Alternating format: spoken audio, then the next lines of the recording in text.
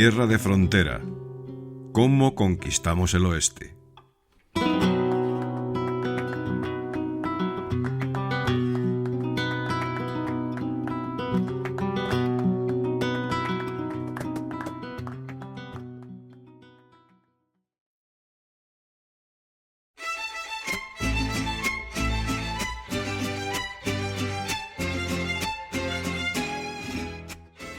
En los confines más remotos de la Nueva España, allí donde los mapas apenas estaban dibujados y el desierto devoraba los polvorientos caminos, se alzó una línea de fortalezas que durante más de 2 siglos custodiaron el corazón de un imperio.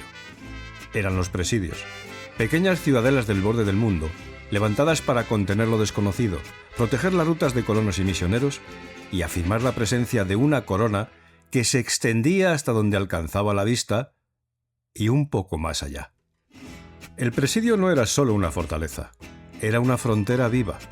Allí convivían soldados, familias, artesanos, indígenas aliados y viajeros de paso. Sus muros de adobe o piedra resguardaban lo que hoy llamaríamos la primera defensa permanente del norte de México, el suroeste de Estados Unidos y buena parte de Centroamérica. En ellos latía una mezcla de disciplina militar, vida cotidiana y adaptación al entorno que hizo del soldado presidial, del legendario dragón de Cuera, una figura única. Jinete incansable, guardián del camino y, en muchos casos, puente entre 2 mundos enfrentados.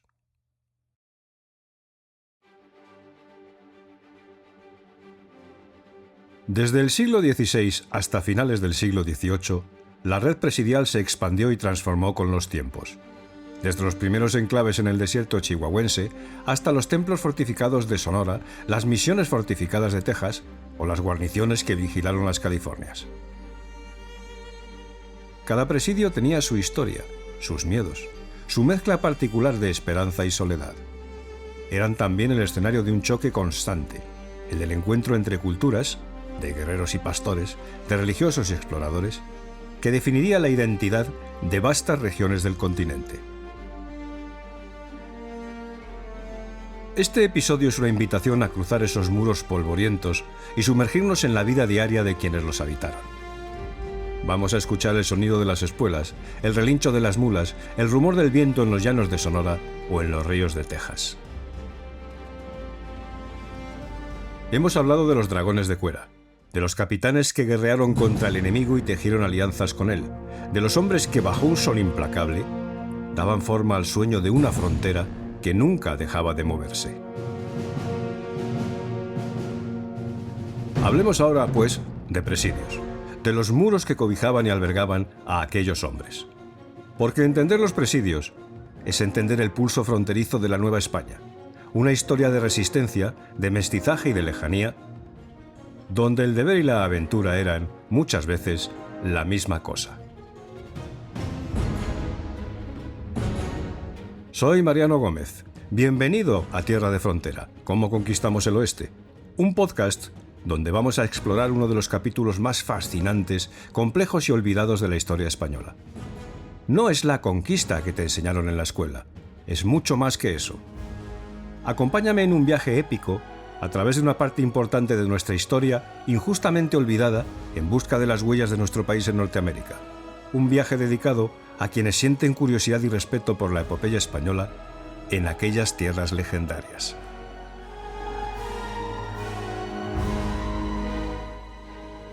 La historia de los presidios de frontera en Norteamérica es una combinación fascinante de exploración, colonización, conflicto y transculturación. El presidio fue una de las bases de la presencia española en América entre los siglos XVI y XIX.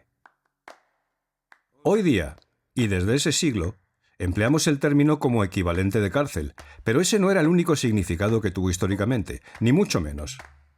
Etimológicamente, la palabra presidio proviene del latín praesidium, que significaba defensa, protección o guarnición militar, formada dicha palabra por prae, delante, y sedere, sentarse.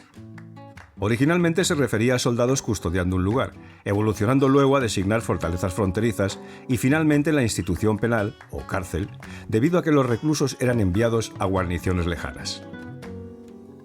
Así pues, el término evolucionó desde significar estar sentado al frente para proteger a, metafóricamente, un lugar de reclusión, siendo utilizado históricamente por el Imperio Español para fortalezas que servían de defensa y posteriormente como centro de castigo.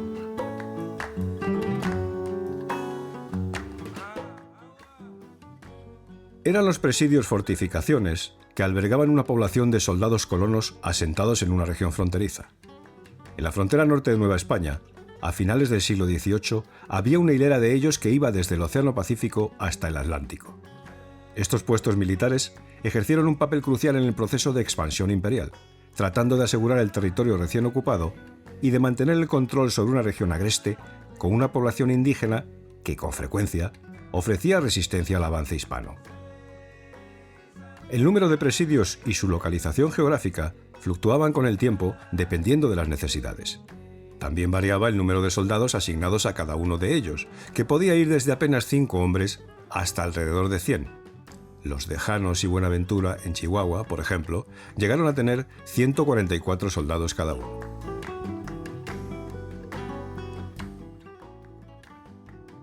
Para conocer bien el significado del presidio, es necesario entender sus orígenes, su función, su localización y su impacto en la geografía y la población de la región. Y a ello vamos. El presidio español tiene su lejano origen en el praesidium romano, un emplazamiento militar fronterizo defendido a veces por presidiarios, de ahí el nombre.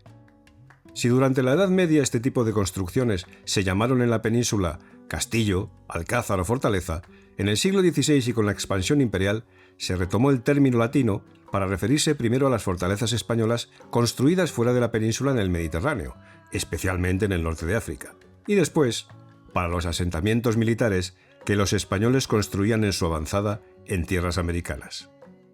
Cada presidio tenía sus retos específicos dependiendo de su localización.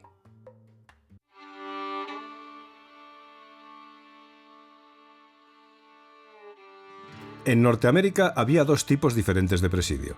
Unos eran los de las costas de California y Florida, que incluía a los actuales estados de Alabama, Georgia y Carolina del Sur, cuya función era contrarrestar la expansión de otras potencias europeas y que se diseñaron para defenderse de ataques navales o terrestres.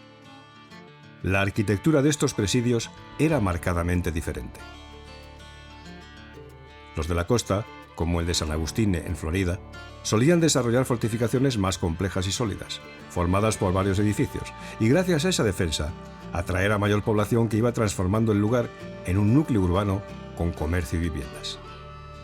San Agustín, siguiendo con nuestro ejemplo, era al mismo tiempo presidio y una ciudad con características similares a otras plazas fortificadas del Caribe como Santo Domingo o San Juan. Los rivales o enemigos eran otros poderes europeos, especialmente rusos en el norte de la costa oeste, y franceses, ingleses y más tarde estadounidenses por el este, así como algunas naciones indígenas. Los otros presidios eran los del interior, los de las llamadas provincias internas de la Nueva España a partir de 1772, a las que hemos aludido ya en anteriores episodios y que se corresponden hoy con el suroeste de Estados Unidos y el norte de México, presidios que se enfrentaban principalmente con enemigos indígenas. Estaban establecidos en áreas remotas y poco pobladas, con lazos comerciales más limitados y menos frecuentes, solo por tierra, por lo que los soldados estaban más aislados y dependían de sí mismos para subsistir.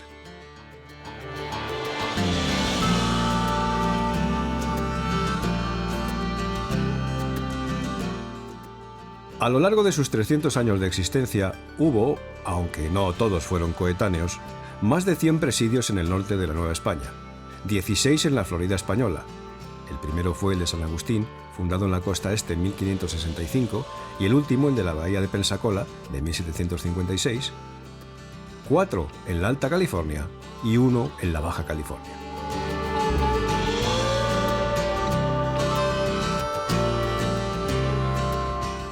En un primer momento, la función principal del presidio era la de la defensa fronteriza, ya fuera junto a la costa, junto a la orilla de un río o en un páramo del desierto por donde circulaba una vía comercial, debía asegurar que ese territorio no sería atacado.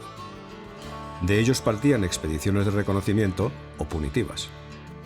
Su función fue cambiando con el tiempo, a medida que se transformaban las necesidades estratégicas o económicas. El presidio tuvo un impacto claro en todos los ámbitos, no solo en lo militar. En efecto, influyó en lo económico, lo social y lo demográfico.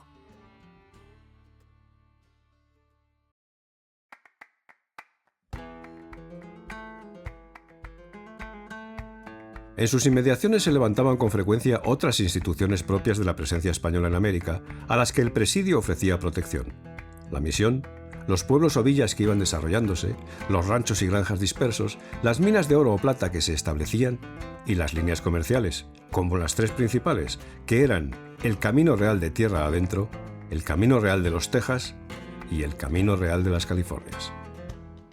Aunque la imagen que asociamos con el presidio es la de un fuerte cuadrangular con una muralla de estuco, algunos edificios en el interior y una plaza central, no todos eran así.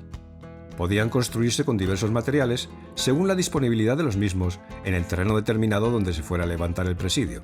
Los hubo de madera, de piedra y de estuco. Los de Pensacola, por ejemplo, eran de madera, mientras que en San Agustín se empleaba la piedra de coquina y en Nuevo México se usaba principalmente el estuco. También su forma cambiaba. Unos eran geométricos, otros no. Unos contaban con muros defensivos de hasta 3 metros de altura y otros no.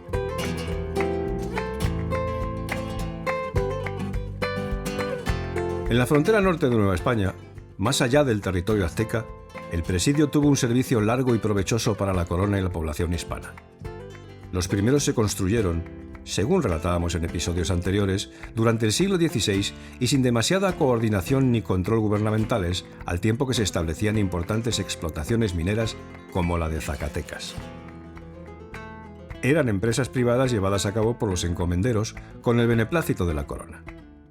Como sabemos, los abusos dentro de ese sistema dieron lugar a los levantamientos indígenas conocidos como las guerras chichimecas entre 1547 y 1600, la revuelta tarahumara de 1645 a 1652 en Nueva Vizcaya y la revuelta de los indios pueblos de 1680 en Nuevo México. A medida que la frontera avanzaba hacia el norte, se establecían nuevos presidios y se abandonaban otros que ya no eran necesarios. Para evitar tantos enfrentamientos, la corona tomó el control sobre el establecimiento de nuevos presidios. En 1716 se fundó el primero en Texas, el de Nuestra Señora de los Dolores, cerca de la misión de San Francisco de los Texas, y en 1718 el de San Antonio de Béjar. En 1729 se elaboraron los primeros reglamentos destinados a homologar el sistema de presidios en la frontera norte de la Nueva España. Por esas fechas se documentaba que había 23 en toda esa línea fronteriza, guardados por 1000 soldados. Además, había un problema de corrupción entre sus capitanes. El reglamento de 1729 redujo los presidios a 19 y los soldados a 734. Igual suerte corrió, claro está, el presupuesto. Pero el resultado fue claramente insatisfactorio. En Sonora, por ejemplo, se requería más presencia militar.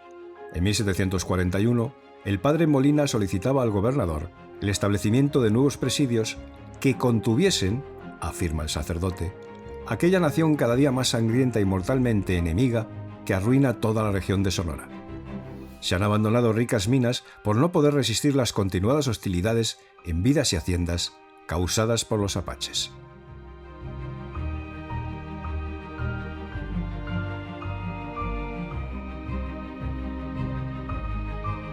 En 1772, el rey Carlos III designa al marqués de Rubí como inspector de los presidios de Nueva España. Después de visitar los puestos existentes en una larga y exhaustiva expedición que duró desde 1766 hasta 1768 y cubrió más de 12.000 kilómetros, el marqués propuso una detallada reforma que pretendía estandarizar el formato de los enclaves y establecía una nueva línea fronteriza perfectamente delineada para el norte de Nueva España.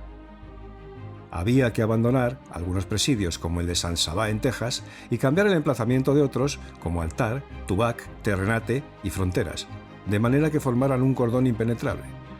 Lo que en realidad no pasaba de ser una quimera, puesto que la distancia entre presidios era de unos 150 kilómetros aproximadamente y resultaba del todo imposible vigilar ese terreno con 100 hombres.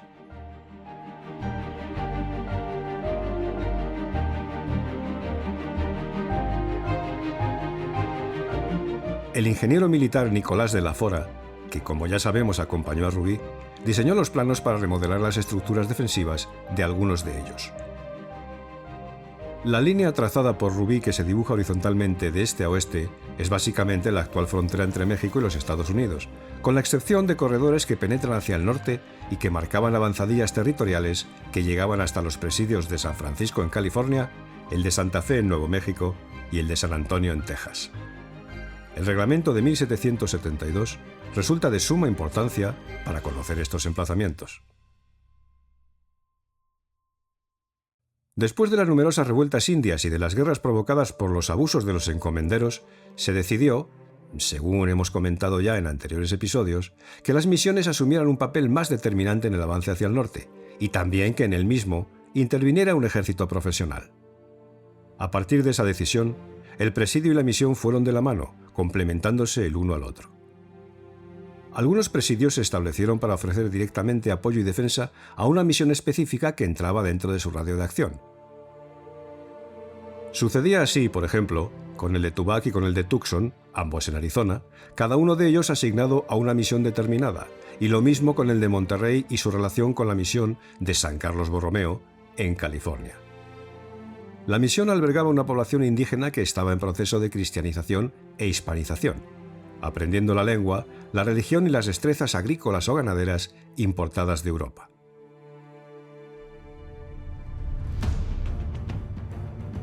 Estos nativos podían estar allí por voluntad propia u obligados. Los que se adaptaban a la rápida transformación y adoptaban la nueva religión y el estilo de vida elevaban su estatus social dentro del ámbito hispano de esa misión hasta el punto de que algunos terminaron siendo soldados en el presidio cercano. Los que se resistían a las imposiciones religiosas y culturales, al exceso de trabajo o a la posibilidad de contraer enfermedades contagiosas, escapaban de la misión y a veces organizaban revueltas. El ejército estaba allí para ayudar en aquellas circunstancias.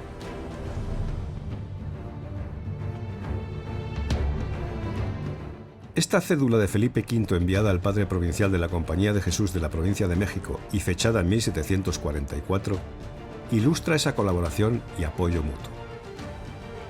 Conviniendo también el que en las propias reducciones asista escolta de soldados que guarde las personas de los misioneros y los haga respetados de los indios, y que acompañe a los que hicieren entradas a los mismos fines, estando siempre a la obediencia de los religiosos, sin emprender acción que ellos no les manden para que algún castigo o invasión imprudente no atemorice o ahuyente a los indios.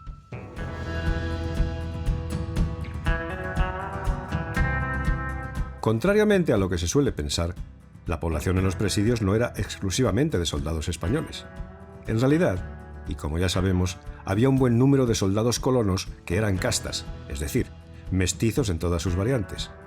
Castizos, mulatos, moriscos, coyotes, lobos, etcétera, etcétera, junto a indios hispanizados. Había también cierto número de sirvientes. En general, se calcula con los censos disponibles que aproximadamente la mitad de las tropas presidiales eran de ascendencia predominantemente europea, aunque los criterios eran flexibles y mestizos que habían ascendido socialmente figuraban como españoles, y la otra mitad eran castas. La proporción, no obstante, variaba de una región a otra. Por ejemplo, 2 presidios fronterizos de Texas tenían solo españoles, peninsulares y criollos, mientras que en 4 presidios de Nueva Vizcaya el 60% eran mestizos y el 17% indios. El de San Francisco, fundado en 1776, se estableció con una población alta de familias hispanas mestizas proveniente de las provincias internas del norte de Nueva España, hoy Sinaloa y Sonora. En el Fuerte Mose, que formaba parte del conjunto defensivo del presidio de San Agustín de Florida, predominaban los soldados afrohispanos.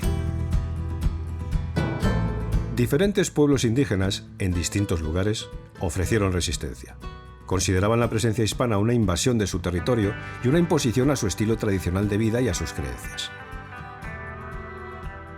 Los enfrentamientos entre hispanos y diferentes naciones indias determinaron la localización de muchos presidios. La resistencia fue muy variada. Los indios pueblos lucharon contra los españoles y llevaron a cabo la mayor revuelta que ha tenido lugar en lo que hoy es Estados Unidos, en 1680, que logró, según relatamos en otros episodios, expulsar del Reino de Nuevo México a toda la población hispana. Esa población tuvo que formar un nuevo hogar 1 millar de kilómetros al sur, en el Paso del Norte, y como consecuencia se estableció allí mismo un presidio en 1681 para su protección. En 1693, los hispanos, liderados por Diego de Vargas, reconquistaron el territorio y fundaron un nuevo presidio en Santa Fe. Finalmente, se logró una acomodación entre indios pueblos e hispanos. De hecho, debido a las incursiones violentas de los comanches a partir de 1700, se afianzó la colaboración entre ambos, que ahora luchaban juntos contra enemigos como estos y los apaches, que asaltaban por igual a otros grupos indígenas y a hispanos. Cuando los indios atacaban una población amiga, del presidio salían expediciones punitivas encargadas de rescatar a las mujeres y niños que habían sido secuestrados. En honor a la verdad, hay que decir que tras esas expediciones, las tropas españolas regresaban con aquellos que podían rescatar y también con mujeres y niños indios cautivos que iban a servir como criados en las casas hispanas, en un proceso de aculturación forzada. La toma de cautivos era una constante en ambos bandos. No todo, sin embargo, era violencia. La cultura española transformaba a los indígenas y viceversa. El presidio fue el lugar donde se producían los contactos transculturales con las naciones indias con las que se comerciaba y se intercambiaban todo tipo de productos. En los estudios arqueológicos de las misiones han aparecido numerosos restos de orfebrería indígena que son claras evidencias de intercambio cultural y comercial. También los indios adoptaron no solo el caballo, cuando pudieron hacerse con él, y el metal, cuchillos, hachas, azadones, puntas de flecha, etcétera, etcétera, sino también otros singulares elementos culturales como la baraja española. En el Museo Público de Wisconsin y en el Museo del Estado de Arizona se conservan naipes confeccionados en cuero por los apaches y con ilustraciones hechas por ellos, naipes con los que jugaban en sus rancherías. Desde luego, no me negaréis que una buena partida de cinquillo o de brisca entre los apaches sería algo digno de ver. Después de décadas de lucha entre hispanos, apaches y comanches, las autoridades españolas cambiaron de política. Las reformas propuestas en 1789 por Bernardo de Gálvez, virrey de Nueva España, trajeron un periodo de frágil paz que duró hasta la independencia de México, en 1821, después de la cual se reanudarían las hostilidades, ahora entre apaches y mexicanos. Con la política amistosa del nuevo virrey, en los presidios se ofreció comida y aperos para apaciguar a los apaches chiricahua. Los indios aceptaron la oferta y acamparon en los llamados establecimientos de paz, que eran instalaciones situadas en las inmediaciones del presidio. Otros emplazamientos en los que se alojó a los apaches de paz fueron los de San Buenaventura y Carrizal en Chihuahua, Fronteras en Sonora y El Sabinal en Nuevo México. El Compá es uno de los líderes apaches que encabezaron estos procesos de pacificación. Los niños apaches nacidos en los establecimientos supusieron, gracias a su condición bilingüe y multicultural, un paso importante hacia el mestizaje tan característico de la América hispana. Los apaches de paz no estaban restringidos en sus movimientos. Mantenían sus tradiciones, cazaban y recogían mezcal para su dieta, y no dependían ya del robo de ganado hispano, razón principal esta de los enfrentamientos. En 1790 llegó a haber más de 700 apaches, hombres, mujeres y niños, en el presidio de Janos. De aquellos acercamientos ha quedado una clarísima huella humana. No es en absoluto extraño encontrarse hoy día con hispanos en Arizona, Nuevo México y Texas que se reconocen orgullosamente como descendientes de apaches y españoles.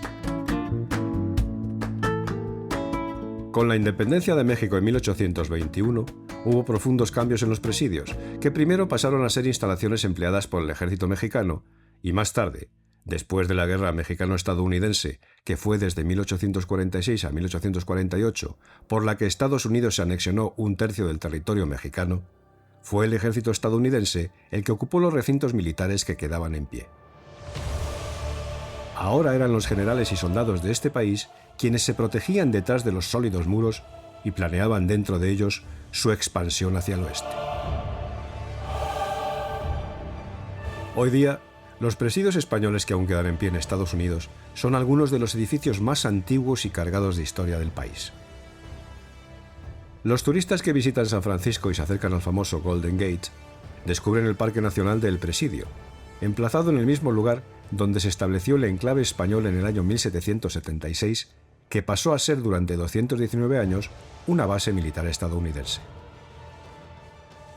El llamado Palacio de los Gobernadores en Santa Fe, Nuevo México, situado en el centro mismo de aquella ciudad, es en realidad parte de la estructura original del presidio de aquella plaza. Se trata del edificio gubernamental más antiguo de los Estados Unidos construido por europeos y ha funcionado de manera ininterrumpida desde su construcción en 1610. Hoy todavía ondea allí, orgullosa y brava, la Cruz de Borgoña. En Arizona, el presidio de Tucson, en el centro de la ciudad, ha sido en parte reconstruido para recrear el patio interior, el calabozo, los barracones y otras instalaciones donde vivía la tropa. Allí los visitantes pueden hacer un recorrido guiados de la mano de Mauro Trejo, historiador local y orgulloso descendiente de una de las familias del presidio.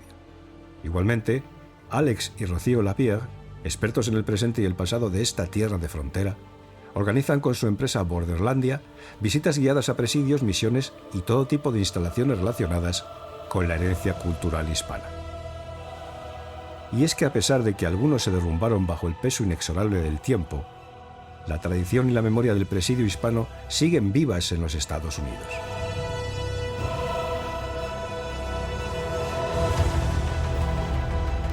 Insomnes vigías del desierto, atalayas de una frontera siempre indómita, refugio, hogar, fortaleza, cuartel, centro de comercio, de cultura y de mestizaje. Bajo el azote incansable del sol y entre nubes de polvo y de olvido, aún se pueden distinguir en el horizonte los restos de muchos de aquellos presidios, testigos silenciosos de aquella época legendaria.